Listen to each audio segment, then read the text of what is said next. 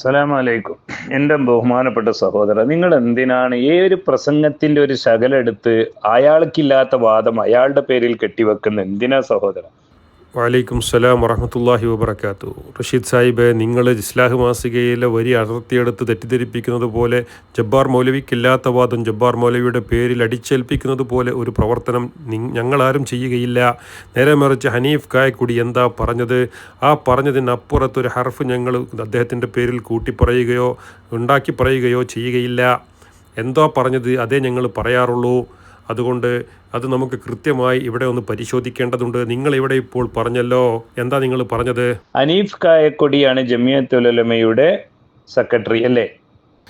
KJയുടെ secretary ഇന്ന് ഹനീഫ് കായക്കൊടി ആണോ അല്ലേ എന്നതിൽ അവ്യക്തതയുണ്ട്. പുതിയ ഇലക്ഷന് ശേഷം ഹുസൈൻ മടവൂരിൻ്റെ നേതൃത്വത്തിലുള്ള KJയുടെ സെക്രട്ടറി അദ്ദേഹം അല്ല എന്നും ആണ് എന്നുമുള്ള പരാമർശങ്ങൾ ഞങ്ങളിങ്ങനെ കേൾക്കുന്നുണ്ട്. എന്താ അതിൻ്റെ വസ്തുത എന്ന് കൃത്യമായി നമുക്കറിയില്ല. ഇനി ആണെങ്കിലും ശരി അല്ലെങ്കിലും ശരി, അദ്ദേഹത്തെ അതിൽ നിന്ന് നീക്കം ചെയ്ത് ഡീപ്രമോട്ട് ചെയ്താലും ശരി ഇല്ലെങ്കിലും ശരി, ഇവിടെ അഹ്സനിയുടെ അടുത്ത് KJയുടെ പ്രതിനിധിയായിക്കൊണ്ട് സംവാദത്തിന് പോയി അവിടെ അഹ്സനി ചോദിച്ച ചോദ്യത്തിൻ്റെ മറുപടി പറഞ്ഞ ഹനീഫ് കായക്കുടിയുടെ നിലപാട് KJയുടെ നിലപാടാണോ അല്ലേ എന്നതാണ് നമ്മുടെ വിഷയം.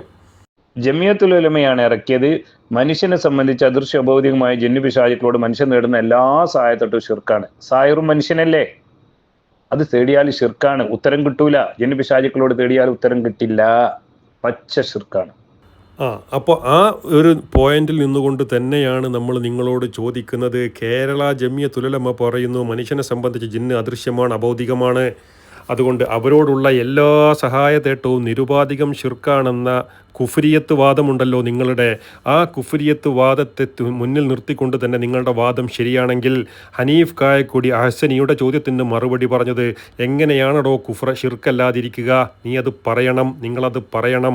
കാരണം ഹനീഫ് കായക്കൊടിയോട് അവിടെ വെച്ച് അഹ്സനി ചോദിച്ചത് ജിന്നു പിശാചുക്കളെ ഉപയോഗപ്പെടുത്തിക്കൊണ്ടുള്ള ഈ സാഹിർ ചെയ്യുന്ന പ്രവർത്തനം അത് ഫലിക്കുമെന്ന് നിങ്ങൾ വിശ്വസിക്കുന്നില്ലേ? ആ ജിന്ന് പിശാചുക്കളെ ഉപയോഗപ്പെടുത്തി അവരോട് സഹായം തേടി അവരെ പൂജിച്ച് അവരെ പ്രാർത്ഥിച്ച് അവർക്ക് വഴിപ്പെട്ടുകൊണ്ട് ജീവിക്കുന്ന സാഹിറന്മാരുടെ സിഹിറിന് വല്ല പ്രതിഫലനവും ഉണ്ട് എന്ന് നിങ്ങൾ വിശ്വസിക്കുമ്പോൾ അവിടെ നിങ്ങളിലെ വിശ്വാസത്തിലും ഷിർക്ക് വന്നില്ലേ എന്ന ചോദ്യത്തിനാണോ ഹനീഫ് കായക്കൊടി മറുപടി പറയുന്നത്. അവിടെയാണ് ഹനീഫ് കായക്കൊടി മറുപടി പറഞ്ഞത്. എന്താ മറുപടി പറഞ്ഞത്? ജിന്നു പിശാചുക്കളെ പൂജിക്കുന്നത്, പ്രാർത്ഥിക്കുന്നത്, അവരോട് സഹായം തേടുന്നത് ഷിർക്കാണ്. പക്ഷേ ആ ജിന്നു പിശാചുക്കളെ പൂജിക്കുകയും പ്രാർത്ഥിക്കുകയും ചെയ്തുകൊണ്ട് അവയെ ഉപയോഗപ്പെടുത്തുന്ന സാഹിറിന് ജിന്നു പിശാചുക്കൾ അവരുടെ കഴിവിൽപ്പെട്ട സഹായം ചെയ്തു കൊടുക്കുമെന്ന് വിശ്വസിച്ചാൽ എന്തില്ല, അത് അള്ളാഹുവിൽ പങ്കു ചേർക്കലാവുകയില്ല, ഷിർക്കാവുകയില്ല എന്ന് ഹനീഫ് കായക്കൊടി മറുപടി കൊടുത്തു. അത് നിൻ്റെ വാദമനുസരിച്ച് ഷിർക്കല്ലേ? നിൻ്റെ നിലപാടനുസരിച്ച് ഷിർക്കല്ലേ? ജിന്നുകളുടെ കഴിവിൽപ്പെട്ടതാണെങ്കിലും ശരി, അത് അള്ളാഹുവിൽ പങ്കു ചേർക്കലാണെന്നല്ലേ ജമിയത്തുൽ ഉലമയുടെ വാദം. അപ്പോൾ ജിന്നുകളോട് സഹായം തേടുന്നത്, സഹായം ചോദിക്കുന്നത് ജിന്നുകളുടെ കഴിവിൽപ്പെട്ടതാണെങ്കിലും ശരി, അത് അള്ളാഹുവിൽ പങ്കു ചേർക്കലാണെന്നല്ലേ? അപ്പോൾ ജിന്നുകളുടെ കഴിവിൽപ്പെട്ടത് മനുഷ്യരിൽപ്പെട്ട സാഹിറിനെ സഹായിക്കുമെന്ന വിശ്വാസം അത് അദൃശ്യവും അബോധികവുമായ വിശ്വാസമല്ലേ? എന്തേ അത് അള്ളാഹുവിൽ പങ്കു ചേർക്കലല്ല എന്ന് പറയുന്നത്? അത് വ്യക്തമായി നിങ്ങൾ പറയേണ്ടതുണ്ട്. മനസ്സിലായോ? ഇനി അതിനോട് തേടിയാൽ അത് വന്നിട്ട് ഇവന്റെ ആവശ്യം നിറവേറ്റി കൊടുക്കും, അതിനുള്ള ഉത്തരം കിട്ടുക എന്ന് പറഞ്ഞത് നടക്കില്ല, ഒരിക്കലും ഇല്ല. ഇവിടെ നിങ്ങൾ ഇപ്പോൾ പറയുന്നത് ജിന്നിനോട് സഹായം തേടിയാൽ അതിന് ഉത്തരം കിട്ടൂല. ആരോട് തേടിയാലാണോ ഉത്തരം കിട്ടുക? ഇവിടെ മനുഷ്യനോട് തേടിയാൽ ഉത്തരം കിട്ടുമോ? പ്രാർത്ഥനയാകുന്ന സഹായ തേട്ടത്തിന് ഉത്തരം ചെയ്യാനുള്ള കഴിവ് സൃഷ്ടാവായ അള്ളാഹുവിന് മാത്രമാണെന്നാണ് വിശ്വാസികളുടെ വിശ്വാസം. എന്നാൽ ഇവിടെ പിശാചിനോട് സഹായം തേടുന്നത് പ്രാർത്ഥനയാണെന്ന് നീ പറഞ്ഞല്ലോ. അങ്ങനെ പ്രാർത്ഥനയിലൂടെ ഉപയോഗപ്പെടുത്തുന്ന പിശാചിനെ പൂജിക്കുകയും പ്രീതിപ്പെടുത്തുകയും ചെയ്യുന്ന സാഹിറിന് പിശാചിൻ്റെ കഴിവിൽപ്പെട്ട അല്ലറ ചില്ലറ ഉപകാരങ്ങൾ ചെയ്തു കൊടുക്കും. അപ്പോൾ കഴിവിൽപ്പെട്ടതാണെങ്കിലും ഉപകാരം ചെയ്തു കൊടുക്കും, സഹായിക്കും എന്ന് വിശ്വസിച്ചാൽ തന്നെ മനുഷ്യനെ സംബന്ധിച്ച് അദൃശ്യമായ അഭൗതികമായ ജിന്ന് ഈ ആലമുൽ ഗൈബിലുള്ള ആലമുൽ ഷഹാദയിലുള്ള മനുഷ്യൻ ആലമുൽ ഗൈബിലുള്ള ജിന്നിനോട് സഹായം തേടുമ്പോൾ അത് കേൾക്കാനും അതിന് പ്രതികരിക്കാനും സാഹിറിനെ സഹായിക്കാനുമുള്ള ഒരു സബബുണ്ടോ? ആ സബബ് ഇല്ലാതെ പിശാചിൻ്റെ കഴിവിൽപ്പെട്ട സഹായം സാഹിറിനെ എങ്ങനെയാണോ സഹായിക്കുക? നീ വിശ്വസിക്കുന്നു സാഹിറിനെ സഹായിക്കുമെന്ന്. അപ്പോൾ ഇവിടെ എങ്ങനെയാണ് ആ സഹായം ഉണ്ടാകുന്നത്? പിശാചിനെ പൂജിക്കുകയും പ്രാർത്ഥിക്കുകയും ചെയ്താൽ ഉത്തരം കിട്ടൂല. ശരിയാണ്, കിട്ടൂല. നേരെ മറിച്ച് അവൻ്റെ കഴിവിൽപ്പെട്ട അല്ലറ ചില്ലറ ഉപകാരങ്ങൾ ചെയ്തു കൊടുക്കും. ഏതുപോലെ മാതാ അമൃതാനന്ദമയിയോട് വിളിച്ച് സഹായം തേടുന്ന ഭക്തന് മാതാ അമൃതാനന്ദമയിയുടെ കഴിവിൽപ്പെട്ട സഹായം ചെയ്തു കൊടുക്കുന്നത് പോലെ. അല്ലാതെ പ്രാർത്ഥനയ്ക്ക് കേൾക്കാനോ ഉത്തരം ചെയ്യാനോ മാതാ അമൃതാനന്ദമയ്ക്ക് കഴിയൂല. ഇതുപോലെ തന്നെയാണ് ഇപ്പോൾ ഹനീഫ് കായക്കൊടി ഹസനിക്ക് കൊടുത്ത മറുപടിയിലും ഉള്ളത്. അതുകൊണ്ട് ഇവിടെ എന്താണ് പ്രാർത്ഥന, എന്താണ് പിശാച് സഹായിക്കുമെന്ന് പറയുമ്പോൾ പിശാചിൻ്റെ കഴിവിൽപ്പെട്ടത് ചെയ്തു കൊടുക്കുമെന്നല്ലേ ഇപ്പോൾ നിങ്ങളും പറഞ്ഞത്? അത് എങ്ങനെയാണോ അത് പ്രാർത്ഥനയല്ലാതായത്? KJയുടെ തീരുമാനമനുസരിച്ച് കഴിവിൽപ്പെട്ടതാണെങ്കിലും പ്രാർത്ഥനയാണ് എന്നല്ലേ? അപ്പോൾ കഴിവിൽപ്പെട്ട സഹായം ചെയ്തു കൊടുക്കുമെന്ന വിശ്വാസവും പ്രാർത്ഥനയുടെ പ്രാർത്ഥനാഭാവം അന്തർലീനമല്ലേ? എന്തുകൊണ്ട് നിങ്ങൾക്ക് ഇവിടെ ഈ വൈരുദ്ധ്യം പിണഞ്ഞു എന്നത് നിങ്ങൾ വ്യക്തമാക്കി പറയേണ്ടതുണ്ട്. പിന്നെ പിശാചിന്റെ ചില പ്രവർത്തനങ്ങളുണ്ട്, അത് ചെയ്തു കൊടുക്കും പിശാചിന്റെ മിത്രങ്ങൾക്ക്. അതാണ് അവിടെ ഉദ്ദേശിക്കുന്നത്. അതെന്താ? അപ്പോൾ ഹനീഫ് കായക്കൊടിയെ ന്യായീകരിക്കാൻ വേണ്ടി ഇദ്ദേഹം ഇതാ പച്ച ശിർക്ക്, ഇവരുടെ വാദമനുസരിച്ചുള്ള പച്ച ശിർക്കിൽ അകപ്പെട്ടിരിക്കുകയല്ലേ? എന്താ ഇദ്ദേഹം പറയുന്നത്? പിശാജിൻ്റെ കഴിവിൽപ്പെട്ട ചില സഹായങ്ങൾ ചെയ്തു കൊടുക്കും, പിശാജിൻ്റെ ചില പ്രവർത്തനങ്ങളുണ്ട്, അത് ആർക്ക്? അവൻ്റെ മിത്രങ്ങൾക്ക് ചെയ്തു കൊടുക്കും, സഹായിക്കും. ഇതാരാ പറയുന്നത്? റഷീദ് കണിയാരെ, നിങ്ങളോട് ഞങ്ങൾക്ക് ചോദിക്കാനുള്ളത്, ഇത് ആലമുൽ ഗൈബിലുള്ള ജിന്ന്, ആലമു ഷഹാദയിലുള്ള മനുഷ്യമിത്ര അവൻ്റെ മിത്രങ്ങൾക്ക് ഉപകാരം ചെയ്തു കൊടുക്കുമെന്നല്ലേ, സഹായിക്കുമെന്നല്ലേ ഇപ്പോൾ നിങ്ങളും പറഞ്ഞത്? ഇത് നിങ്ങളുടെ വാദമനുസരിച്ച് ശിർക്കല്ലേ? കാരണം ജിന്നിനോട് ഏത് തരത്തിലുള്ള പ്രതീക്ഷയും സഹായം ലഭിക്കുമെന്ന വിശ്വാസവും ശിർക്കല്ലേ? എന്തുകൊണ്ടാണ് ഇപ്പോൾ നിങ്ങൾ ഈ ഹനീഫ് കായക്കൊടിയെ ന്യായീകരിക്കുന്നിടത്ത് ഈ കുഫറിൻ്റെ ശിർക്കിൻ്റെ വർത്തമാനം നിങ്ങൾ പറയുന്നു? നിങ്ങൾ എന്തുകൊണ്ടത് പറയുന്നത് വ്യക്തമാക്കണം. പിശാചിന് ഒരു മനുഷ്യനെ തെറ്റ് ചെയ്യിപ്പിക്കാൻ പിശാച് ആദ്യം പ്രേരിപ്പിക്കും. അങ്ങനെയാണ് അവന് വസ്വാസ് ഉണ്ടാക്കും. അപ്പോൾ നമ്മൾ ആ തെറ്റ് ചെയ്യും. അങ്ങനെ ചെയ്തു കഴിഞ്ഞാൽ പിന്നെ പിശാചിന്റെ പണി എന്താ? പിന്നെ തെറ്റ് ചെയ്യാൻ വസ്വാസ്, പിന്നെ പിന്നെ അവൻ്റെ പണി എന്താണെന്നറിയോ? അതിൽ നമ്മളെ ഉറപ്പിച്ചു നിർത്താനുള്ള പല ഉപായങ്ങളും നമ്മുടെ മനസ്സിലേക്ക് ഇട്ടുതരും. നമ്മുടെ പ്രവർത്തനങ്ങൾ അലങ്കാരാക്കി തോന്നിപ്പിക്കും, നമുക്കതിനെ വലിയ കുഴപ്പമില്ലാത്ത രീതിയിലേക്കാക്കും. പല പല ചിന്തകളും നമ്മുടെ മനസ്സിലിട്ട് നിന്നുകൊണ്ട് ഈ തെറ്റിൽ നമ്മളെ ഉറപ്പിച്ചു നിർത്താൻ അവൻ ശ്രമിക്കും. മനസ്സിലായ? അതല്ലാതെ അവൻ കൊട്ടേഷൻ പണിക്കൊന്നും അവനെ കൊണ്ട് പറ്റൂല. അപ്പോൾ സഹോദരന്മാരെ, വളരെ വ്യക്തമായി ഈ റഷീദ് ഇപ്പോൾ പറയുന്നത് എന്താ? പണ്ട് പറഞ്ഞതൊക്കെ അദ്ദേഹം മറന്നുപോയി. എന്ത്? സിഹിറിൽ പിശാചിൻ്റെ പ്രവർത്തനം ഉണ്ടെന്ന് വിശ്വസിച്ചാൽ തന്നെ ശിർക്കാണെന്നല്ലേ ഇയാളുടെ വാദം. അപ്പോൾ അഹ്സനി അന്ന് അവിടെ ഹനീഫ് കായക്കൊടിയോട് ചോദിച്ച ചോദ്യം എന്താ? നിങ്ങൾ സിഹിർ ഫലിക്കുമെന്ന് വിശ്വസിക്കുന്നില്ലേ? സിഹിറിൽ പിശാചിൻ്റെ പ്രവർത്തനമില്ലേ? അഭൗതികമായ ഉപകാരോപദ്രവം അള്ളാഹുവിങ്കൽ എന്നാണെന്നല്ലേ നിങ്ങൾ വിശ്വസിക്കുന്നത്?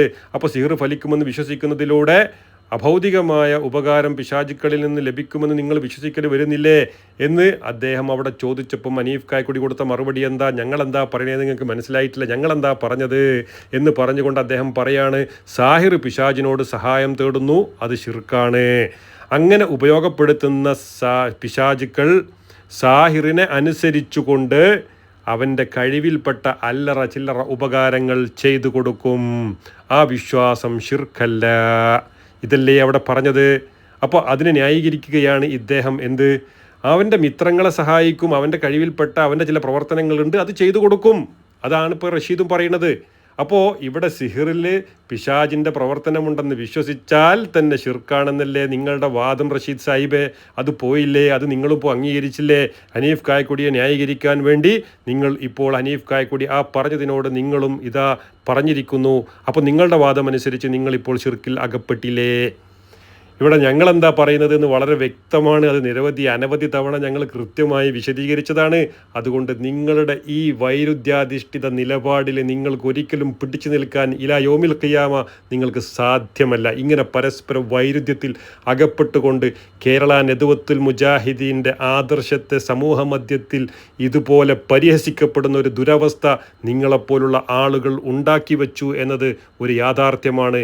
അതുകൊണ്ടാണ് അതിൽ നിന്ന് തീർത്തും വ്യതിരക്തമായി ഇസ്ലാഹി പ്രസ്ഥാനത്തിൻ്റെ മാറ്റമില്ലാത്ത കളങ്കമില്ലാത്ത ആദർശത്തിൻ്റെ തനിമയാർന്ന പ്രവർത്തനങ്ങളുമായി ഒരു വിസ്ഡം ഇസ്ലാമിക് ഓർഗനൈസേഷൻ ഇന്ന് തല ഉയർത്തി നിൽക്കുന്നത് എന്ന യാഥാർത്ഥ്യം നിങ്ങൾ തിരിച്ചറിയുക. നമ്മൾ ഒരാളെ ഉപദ്രവിക്കാൻ വിചാരിച്ച അവൻ പോയിട്ട് എനിക്ക് വേണ്ടിയിട്ട് അത് ചെയ്തു തരിക, മറ്റവനെ ആക്രമിക്കുക, അവൻ്റെ ശരീരം കേടുവരുത്തുക, അവന് ശരീരത്തിൽ ആക്രമണം ഉണ്ടാക്കുക, മനസ്സിന് അസുഖം ഉണ്ടാക്കുക, അങ്ങനെയല്ല നമ്മളെ ഉറപ്പിച്ച് നിർത്തുക. അവൻ എന്ത് ചെയ്യുന്നതാണ്? അവൻ ഓരോ നമ്മുടെ മനസ്സിലേക്ക് ന്യായങ്ങളും ഉപന്യായങ്ങളും ഇട്ട് നിന്ന് നമ്മുടെ പ്രവർത്തനത്തെ അലങ്കാരാക്കി തോന്നിപ്പിച്ച് നമുക്കത് നല്ലതാക്കി തോന്നിപ്പിക്കുന്ന രീതിയിൽ അവൻ ചെയ്യും. ഇതാണ് ഈ സഹായമാണ് അവിടെ ഉള്ളത്. അല്ലാതെ ഏത് വാക്കുകൾ നിങ്ങൾ കേൾക്കുമ്പോഴും ഖുർആൻ പഠിപ്പിച്ച, നബിത്തങ്ങൾ പഠിപ്പിച്ച, ഇസ്ലാം പഠിപ്പിച്ച ആദർശത്തിന്റെ ഉള്ളിൽ നിന്നുകൊണ്ടും വിശ്വാസത്തിന്റെ ഉള്ളിൽ നിന്നുകൊണ്ടാണ് ഇത് മനസ്സിലാക്കേണ്ടത്. അപ്പൊ ഹനീഫ് കായക്കൊടി പറഞ്ഞതിന് അങ്ങനെ മനസ്സിലാക്കണം.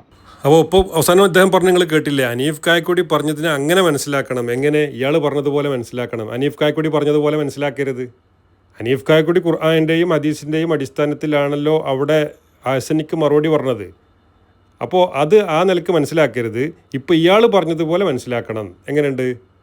ഇതാണ് സഹോദരന്മാരെ നിങ്ങളുടെ ഇന്നത്തെ ദുര്യോഗം. നിങ്ങൾക്ക് ഇതിലൊരിക്കലും പിടിച്ചു നിൽക്കാൻ, ഇതൊക്കെ പറയാൻ കൃത്യമായി പറഞ്ഞു ആളുകൾക്ക് ബോധ്യപ്പെടുത്തി കൊടുക്കാൻ എല്ലാവിധ അറിവും കഴിവുമുണ്ടല്ലോ ഹനീഫ് കായക്കൊടിക്ക്.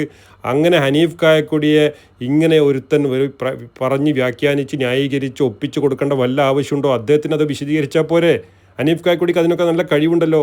അദ്ദേഹം പറയട്ടെ, ഈ വിഷയത്തിൽ ഞാൻ അവിടെ പറഞ്ഞത് ഇതാണ്, ഇന്നതാണ്, ഇങ്ങനെയാണ്, അങ്ങനെയൊന്നും ചെയ്യില്ല, ഇങ്ങനെയൊന്നും ചെയ്യില്ല എന്നത് ഹനീഫ് കായക്കൊടി പറയട്ടെ.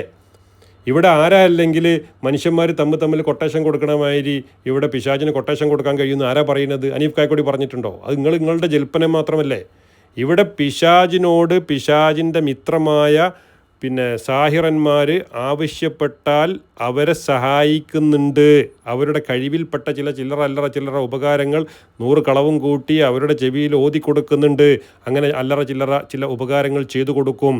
ഇത് കേട്ട് ജനങ്ങൾ വഴികേടിലാകുന്നുണ്ട്, വഴി തെറ്റിപ്പോകുന്നുണ്ട്, അവർക്ക് ദിവ്യത്വം കൽപ്പിക്കൽ വരുന്നുണ്ട്. ഇങ്ങനെ ആളുകളെ സൃഷ്ടാവിൽ നിന്ന് അകറ്റാൻ പിശാചി ഇത്തരം പ്രവർത്തനങ്ങളൊക്കെ ചെയ്യുമെന്നത് ഈ ഇസ്ലാഹി പ്രസ്ഥാനം നാളിതുവരെ പഠിപ്പിച്ചു പോന്ന ആദർശമാണ്. അതുകൊണ്ട് ഇതിൻ്റെയൊക്കെ പുറകിൽ ഇങ്ങനെയൊക്കെ ചില സംഭവങ്ങൾ ഉണ്ടാകുന്നതിന് പുറകിൽ പിശാചിൻ്റെ പ്രവർത്തനമാണ് എന്ന് ആളുകൾക്ക് പറഞ്ഞു കൊടുക്കുകയാണ് ഇസ്ലാഹി പ്രസ്ഥാനം നാളിതുവരെ